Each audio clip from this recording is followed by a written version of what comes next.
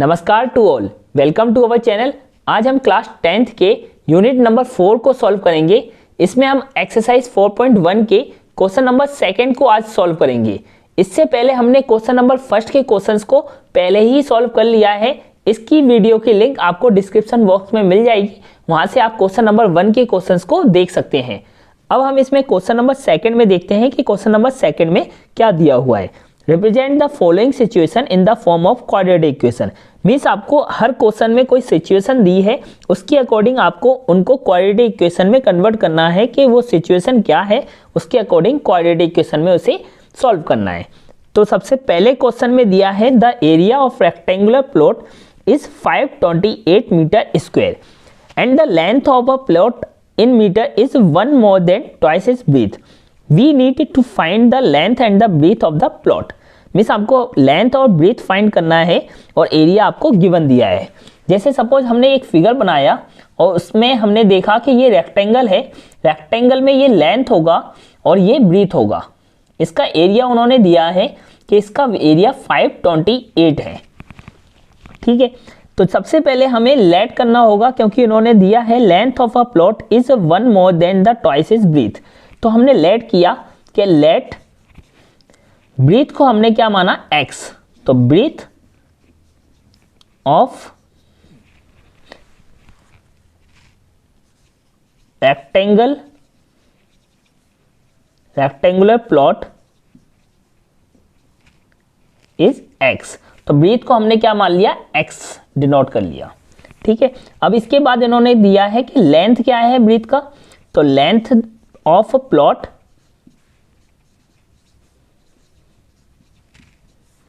Equal, अब length की equation क्या दी है, length of a plot is 1 more than twice is breadth.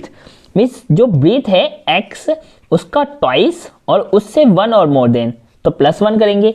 Means breathe का ट्वाइस है और +1 है, तो लेंथ की इक्वेशन आ गई 2x + 1 और ब्रीथ आपके पास x दिया हुआ है। तो एरिया ऑफ रेक्टेंगल प्लॉट क्या होगा, area of rectangular plot equal length multiply breadth, यही होगा। तो एरिया ऑफ रेक्टेंगुलर प्लॉट का फॉर्मूला होता है L इंटू बी। रेक्टेंगल है इसलिए L इंटू बी। तो इसके बाद आपके पास एरिया दिया हुआ है 528 एरिया है और लेंथ की वैल्यू क्या दी है यहाँ पे 2x + 1 और मल्टीप्लाई ब्रीथ की वैल्यू दी है x। अब हम क्या करेंगे, 528 है इक्वल 2x स्क्वायर, 2x का x में मल्टीप्लाई होगा तो 2x स्क्वायर + x। अब हमें क्या करना है, 2x स्क्वायर यहीं लिखा रहने देना है, प्लस x यहीं लिखना रहने देना है। अब 528 को हम राइट साइड लेके आएंगे तो जो 528 है 2x स्क्वायर + x, जो 528 है वो आपका माइनस में हो जाएगा क्योंकि प्लस की डिजिट राइट साइड जाएगी तो माइनस में कन्वर्ट हो जाएगी। तो 528 = 0।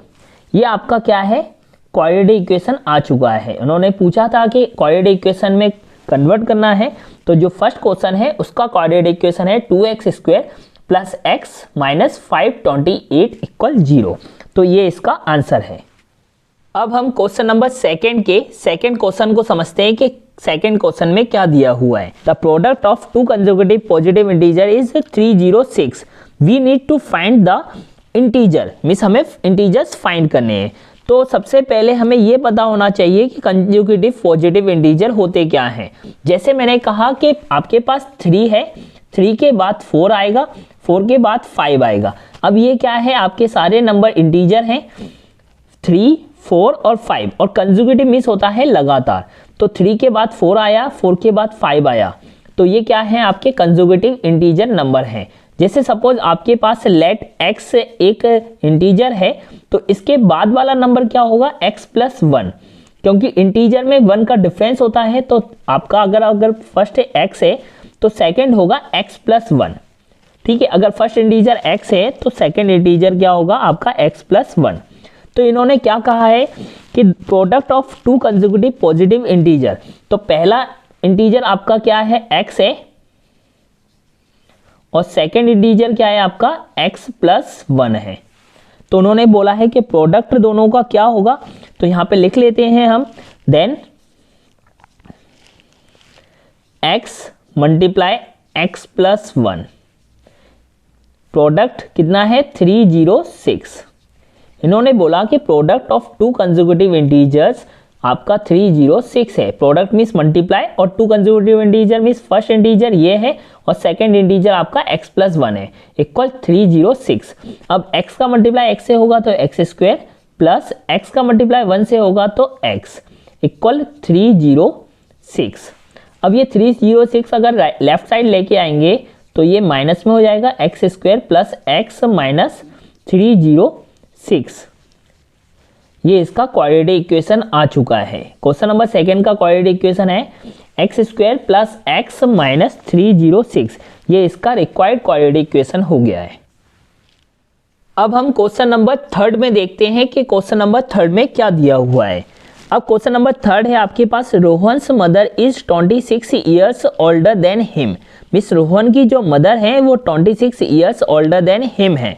The product of their age in years 3 years from now. Miss the product निकालना है हमें 3 ईयर्स फ्रॉम नाउ के, वो आपका 360 दिया है।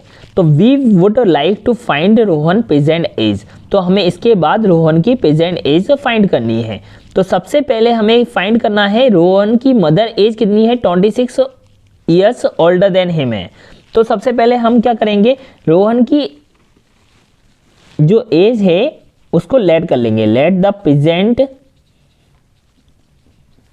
As of Rohan, let the present age is Rohan is x year, x year. Let the present age of Rohan is x year. इसके बाद रोहन की मदर एज है, Rohan's mother present age. Rohan की मदर की प्रेजेंट एज कितनी है, present age equal 26 years older है तो उससे 26 बड़ा होगा तो प्लस आएगा, x प्लस 26 ईयर्स, क्योंकि उससे ओल्डर देना है। तो उसकी प्रेजेंट एज कितनी है, रोहन की x है तो उससे 26 ईयर्स ओल्डर देना है, तो प्लस का साइन लगा के 26 लिखेंगे ईयर्स। रोहन की मदर एज आ गई x plus 26 years. After 3 years, उन्होंने बोला कि 3 साल बाद, तो आफ्टर 3 ईयर्स रोहन्स एज, अच्छा प्रेजेंट एज रोहन की x ईयर है तो आफ्टर 3 साल के बाद क्या होगी, तो 3 साल के बाद होगी x प्लस 3 ईयर्स। रोहन की एज अगर प्रेजेंट x है तो आफ्टर 3 साल के बाद होगा x प्लस 3 ईयर्स का। आफ्टर 3 ईयर्स बाद उसकी मदर क्या होगी, आफ्टर 3 ईयर्स बाद, after 3 years Rohan's mother age equal, means आपका प्रेजेंट एज कितना है रोहन का मदर का, x प्लस 26, तो x प्लस 26 तो आएगा और उससे भी 3 साल बड़ी है तो उससे भी 3 साल बाद लिखा, क्योंकि x प्लस 26 और 3 साल के बाद बोला है इसलिए प्लस 3 ईयर्स, तो ये आ गया x प्लस 29 ईयर्स। तो 3 साल के बाद रोहन की एज होगी x प्लस 3 और 3 साल बाद रोहन की मदर एज होगी x प्लस 29 ईयर्स। अब दोनों के आपके नंबर्स आ चुके हैं। अब बोला क्या है क्वेश्चन में, क्या the product of their age 3 years from now, means 3 साल के बाद जो प्रोडक्ट है वो 360 है। तो 3 साल के बाद क्या एज है, ये x प्लस 3, मदर की है x प्लस 29। तो अकॉर्डिंग टू क्वेश्चन में, जो भी क्वेश्चन में दिया हुआ है उसके अकॉर्डिंग x प्लस 3 प्रोडक्ट बोला है इसलिए x plus 3 multiply x plus 29 equal 360, ये आएगा क्योंकि दोनों की प्रोडक्ट बोला है और 360 आएगा। तो x plus 3 multiply x plus 29 equal 360। अब हम इसे सॉल्व करेंगे तो x का मल्टीप्लाई पहले x प्लस 29 में करेंगे और प्लस 3 का मल्टीप्लाई करेंगे हम x प्लस 29 में, इक्वल 360। ओके, अब x का प्लस 29 में मल्टीप्लाई करेंगे तो x square plus 29x plus 3x plus 87 और अगर इसको लेफ्ट साइड लेके आएंगे तो ये 360 हो जाएगा माइनस में, इक्वल 0। ओके, अब एक्स स्क्वायर प्लस 29x और 3x कितने होंगे आपके 32x और 87 और 360 को अगर माइनस करेंगे तो आएगा आपका -273 इक्वल 0। तो ये इसका रिक्वायर्ड इक्वेशन आ चुका है। जो क्वेश्चन नंबर 3 है उसका क्वाड्रेटिक इक्वेशन है आपका x square plus 32x minus 273 equal 0। अब हम क्वेश्चन नंबर 4 को देखते हैं कि क्वेश्चन नंबर 4 में क्या दिया हुआ है। अ train travel a distance of 480 kilometre at a uniform speed. में से एक ट्रेन ट्रेवल करती है डिस्टेंस को 480 किलोमीटर डिस्टेंस है एक यूनिफॉर्म स्पीड में। If the speed had been 8 kilometre per hour less, अगर उसकी स्पीड 8 किलोमीटर पर आवर की रफ्तार से कम हो जाती है, then it would have taken 3 hours more to cover the same distance. तो वो उसको डिस्टेंस को कवर करने में 3 ईयर्स ज़्यादा लेता है। तो we need to find the speed of the train. फिर हमें speed of the train find करनी है, मीन्स इसकी क्वाड्रेटिक इक्वेशन हमें फाइंड करना है। तो सबसे पहले हमने देखा कि let the speed of train, speed of train को हमने लेट कर लिया x, speed of the train is x kilometre per our. Speed of train को हमने मान लिया x किलोमीटर पर आवर की स्पीड से वो जा रही है। और टोटल डिस्टेंस कितना है, total distance to be covered, means कितनी डिस्टेंस उसे कवर्ड करनी है, तो वो है आपकी 480 किलोमीटर। 480 किलोमीटर कवर करनी है और स्पीड हमने लेट कर ली x किलोमीटर पर आवर। तो अच्छा टाइम कितना हो लेगा ट्रेन, तो टाइम लेगी आपकी ट्रेन, टाइम इक्वल टू होता है distance upon speed formula, distance upon speed. तो डिस्टेंस है कितनी आपकी 480 किलोमीटर अपॉन स्पीड कितना लग रहा है x। मीन्स अगर आपकी स्पीड अगर x है और डिस्टेंस 480 किलोमीटर है तो आपका टाइम लगेगा 480 अपॉन x। ओके, लेकिन अगर डिक्रीज हो जाती है speed, decrease speed of the train equal x minus 8 kilometre per our. अब x माइनस 8 क्यों लिया है, क्योंकि उन्होंने कहा है कि 8 किलोमीटर पर आवर लेस हो जाती है स्पीड। तो पहले स्पीड x थी लेकिन अब डिक्रीज हो गई कितनी 8, तो हमने देखा कि x माइनस 8 क्योंकि 8 लेस देन हो गया है स्पीड, तो स्पीड आएगी अब new x minus 8 kilometre per our. कब, जब डिक्रीज होने के बाद। अब इनका टाइम कितना लगा, नाउ टाइम, डिस्टेंस तो सेम है, डिस्टेंस अपॉन स्पीड ही फॉर्मूला होगा आपका। तो डिस्टेंस क्या है 480, अब स्पीड कितनी हुई है x माइनस 8, तो टाइम लगेगा आपका 480 अपॉन x माइनस 8। कब, अब अगर स्पीड आपकी x थी तो टाइम लगा 480 अपॉन x, और जब स्पीड डिक्रीज हो गई तो टाइम लगा 480 अपॉन x माइनस 8। ये दो टाइम आपके पास आ चुके हैं। अब क्वेश्चन में बोला क्या है कि दोनों के टाइम में डिफरेंस है वो 3 आवर्स का है, क्योंकि उन्होंने कहा है कि 3 आवर्स ज़्यादा लेता है टाइम, तो दोनों के बीच का डिफरेंस है वो 3 आवर्स ही तो है। अगर जैसे एक ट्रेन है वो 5 आवर्स में जाती है तो एक ट्रेन 8 आवर्स में जाएगी, तो दोनों के बीच का डिफरेंस कितना हुआ 3 आवर्स। 3 आवर्स टाइम का डिफरेंस है, मीन्स दोनों के टाइम का डिफरेंस आपका 3 आवर्स होगा। तो अकॉर्डिंग टू क्वेश्चन हम देखते हैं क्या होता है। अकॉर्डिंग टू क्वेश्चन दोनों के टाइम का डिफरेंस कितना है आपका 3 आवर्स है। तो किसमें टाइम ज़्यादा लगेगा, इसकी स्पीड कम है तो इसमें क्या लगेगा टाइम ज़्यादा लगेगा, इसकी स्पीड ज़्यादा है तो इसमें टाइम क्या है कम लगेगा। यस और नो। तो आपका जो 480 अपॉन x माइनस 8 है वो पहले लिखेंगे,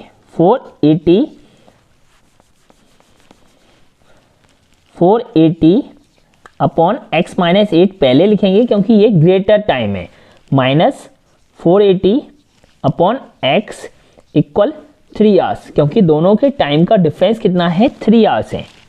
अब इसे आप राइट डाउन कर लो पहले। अकॉर्डिंग टू क्वेश्चन में हमने देखा था कि दोनों के टाइम का डिफरेंस 3 आवर्स था, तो 480 अपॉन x माइनस 8 लिखा था हमने, माइनस 480 अपॉन x लिखा था इक्वल 3 आवर्स, क्योंकि दोनों के टाइम का डिफरेंस था 3 आवर्स। तो अब क्या करेंगे, इसके बाद हम एलसीएम ले सकते हैं या तो कॉमन ले सकते हैं। तो 480 को हमने कॉमन लिया तो यहाँ पे क्या बचा 1 upon x minus 8 minus 1 upon x equal 3। अब इसके बाद हम एलसीएम लेंगे तो 480 इसका एलसीएम लिया तो दोनों का प्रोडक्ट ही उनका एलसीएम होगा, तो x मल्टीप्लाई x माइनस 8। अब x माइनस 8 का अगर हम डिवाइड देंगे तो x माइनस 8 कैंसिल हो जाएगा, बचेगा x। तो x का 1 में मल्टीप्लाई होगा तो क्या लिखेंगे यहाँ पे x, माइनस का साइन लगाया क्योंकि यहाँ पे माइनस है तो माइनस का साइन लगाना पड़ेगा। x का डिवाइड दिया तो आया क्या x माइनस 8। अब x माइनस 8 का हम मल्टीप्लाई करेंगे 1 में तो x माइनस 8 इक्वल 3।